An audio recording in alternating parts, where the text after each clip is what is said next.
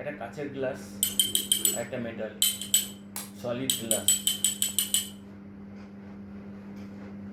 আমি এইটা রুমালের মধ্যে এরকম করে ধরলাম, এই যে। এবার আমি এটাকে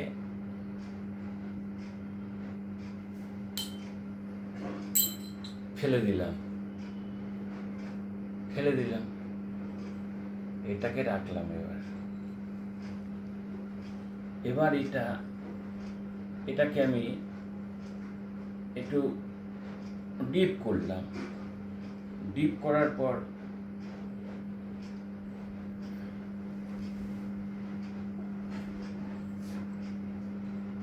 উপরে চলে এলাম, গ্লাস ফাঁকা।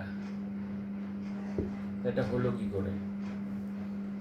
এটাকে যখন আমি রাখছি, এটা আমি গ্লাসের মধ্যে প্রবেশ করাচ্ছি না, এটাকে আমি এরম করে রাখছি।